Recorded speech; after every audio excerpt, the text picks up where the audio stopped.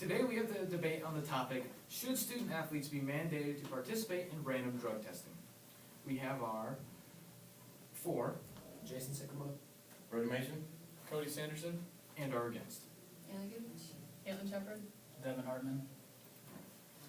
And I am Garrett Becker, the moderator.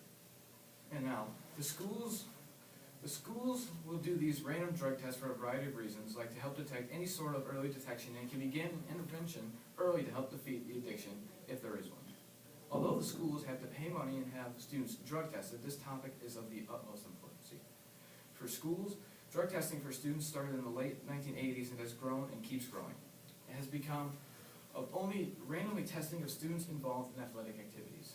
Now, do you guys think this is a waste of money? I don't think this is a waste of money because we don't spend money on the drug tests. We get paid to drug test our student athletes. Like, at least if we don't, pay, like, our schools probably do pay for them. Like, I don't know how we get paid to drug tests, so other schools probably pay a lot of money for it. They probably drug tests for different drugs too, so it costs more money. Our government, the state of Illinois' government, funds schools in the state of Illinois, public schools in the state of Illinois, private schools are different. But public schools in the state of Illinois receive money, I don't know how much, but if they drug test their students, their athletic students, or students involved in activities, extracurricular activities, for THC and nicotine. They do a urine test. I know down in Rock Island, Ullman, they do hair follicle tests, and then they test for any type of drug at all. It's a private high school, so they can legally do that, but publicly, you're not required to drug test, but you receive money from the state of Illinois if you do. Okay, do you guys think the disciplinary action should be more severe? Yes, because not a lot really happens if you do get caught in drug test with doing drugs by drug testing. Like, they might suspend you for like a 30-year season, but if you're not in sports, they just like tell your parents and that's all. So they don't really do a whole lot to punish you for it. If you're a football player and you only play 9 games in a season, if you're suspended for 3 of those games, that means you only get to play 6 games of the season. If you make the playoffs, it could be different, but 3 of the 9 games in a season is a lot. It takes a definite toll on your team. And to make the playoffs in football, you have to win at least, you're guaranteed a spot if you win 6 games. So if you're not there for 3 of those games, that could definitely have a toll on your success and your win-loss ratio. I think if you get caught once, you should get, in trouble, and that's all we do now, is like, you get caught, you get suspended. For a 3rd-year season. You get suspended for that, but if you get caught again, I think you should have more of a disciplinary action, rather than just get suspended for a 3rd-year season. You should have to take a class or something. Yeah, like, even if you're not disciplined, you should, like, the school should require some kind of help, even though they say they're helping. I don't think they actually supply something to help the kids that are doing something, so. Right, do you guys think that this program is efficient, that it works? I mean, I think that it works to an extent. I think that if you get the right kids, like if a kid just like wants to try a drug and then you drug test them, I don't think they're gonna do it again. But I mean, there's kids out there that don't care if they get caught drug testing and they just like have a bad home life or whatever their problem is. And so they just keep doing drugs no matter what. It doesn't matter. I don't think it's efficient, because, like, a student can know, like, if we're on a break, or if it's a long weekend or something, they know, like, I can do this on this night, and it'll be out of my system by Monday. Or, like, students know how to go around the system. I think it's more or less of a scare factor than it actually, like, busts kids for doing drugs, because if that kid knows that the THC takes 14 to 28 days to get out of his system, then he can't just go and smoke dope on Friday night and expect it to be out of the system by Monday morning. when he is expected to take a drug test. Now, there's nothing that says he's gonna get drug tested, but out of the 300 kids in our school, 4 get drug tested every 2 weeks, I believe. So, I mean, it's a small fraction, but There's always that chance. it's always that chance. And that's what you don't wanna have that reputation of being a pothead. You don't wanna have that reputation of smoking cigarettes while you're underage and still an athlete in high school. It takes nicotine 2 to 4 days to get out of your system, so. It depends. I know smoking a cigarette takes longer than if you were to put a dip in your mouth. And I know that if you smoke more cigarettes, then it's gonna take more time. It just depends on how much water you drink, how fast, how much you sweat, everything, you can't give an actual date, but it's just an estimate of how long it takes to get in your system. And also the idea of the random drug test, I heard that medical associates picks out your name, which I don't know because I've been drug tested like 6 times, and I know kids that have been drug tested like, I don't know, I know Tim's been drug tested like what, like 12 times, I don't know, like really a lot, but then there's kids that do sports and have never gotten drug tested, so the idea of it being random, I don't really, that's. I'd almost like to go back to what Caitlin said about how kids, they find a way around the system. Now, how do you guys think that they can improve the program, but, without getting rid of it? Just test for more drugs. Yeah. Because right now we're only testing for THC and nicotine, which if anything, they worsen your performance in sports. And like THC, that's not really gonna affect you doing your sports. But nicotine, all it's gonna do is it's gonna be harder for you to breathe, harder for you to run, and it's not gonna affect your performance in school, I guess.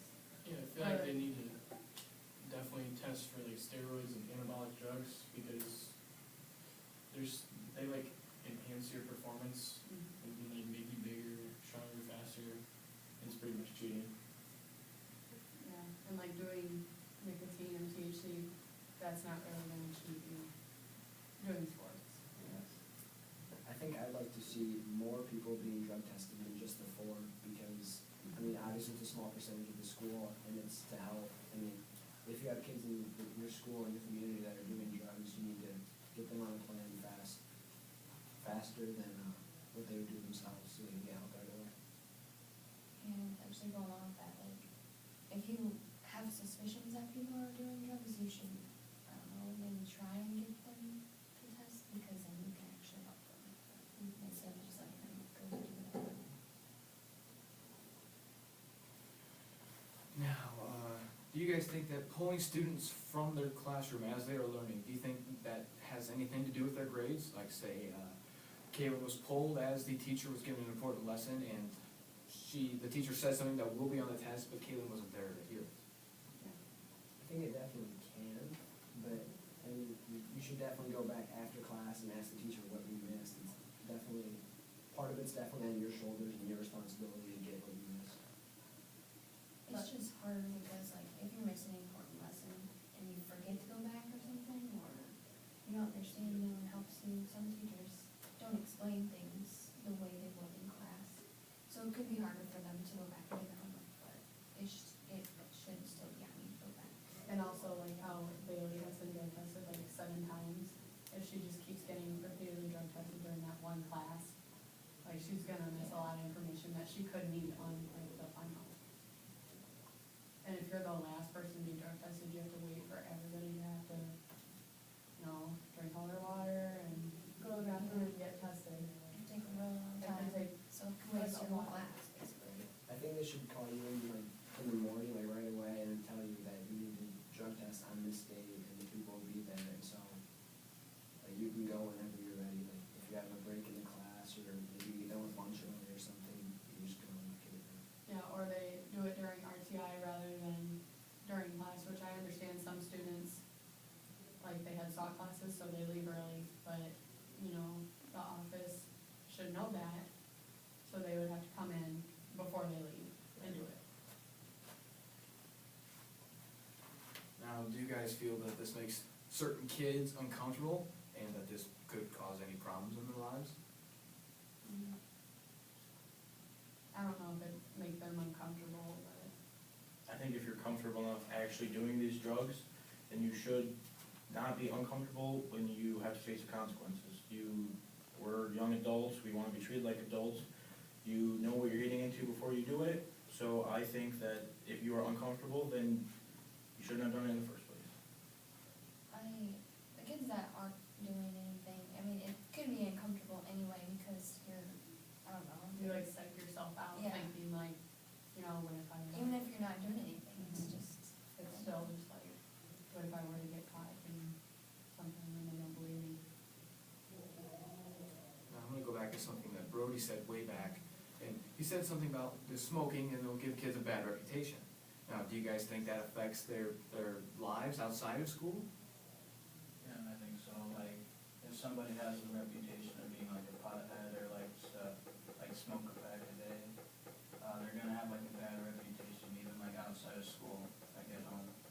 So I think that could like negatively affect the kid as Yeah, well. and it could affect, I mean, if enough people hear about it, it could affect their chances of getting a job, like during high school, to help pay for college or something. If, companies hear about it, they're not gonna want somebody who smokes. And teachers that always hear about it, they always assume that nothing's gonna get done, they're always gonna be the same, and like if they have siblings down along the line or coming up, they're not automatically gonna assume that they're gonna be like them. And also, like, if you live in a home where your parents smoke or your sibling smokes or anything, and you're around them, you can, if you get drug tested the next day after being by them, you can get a positive test after being around them smoking. Even though you weren't doing anything yourself, because of their actions, you will have disciplinary actions. Even though, I mean, like, they might ask you, you know, do your parents smoke at home? But even a kid that goes home and does smoke, and then they get tested and they're like, oh, do your parents smoke? They're obviously gonna say yes. And they'll be like, oh, that's why your test is positive. Right, it's definitely a way to cheat the system. Yeah. Does anyone else have anything to add? All right, well, there you guys have it. That is the discussion on the topic, should students athletes be mandated to participate in random drug testings. Now, do you think that these programs are worth the money spent on them? How would you improve them? Both sides have stated facts and have given valuable reasons that support their own point of view. Now, did these points of view change your opinion?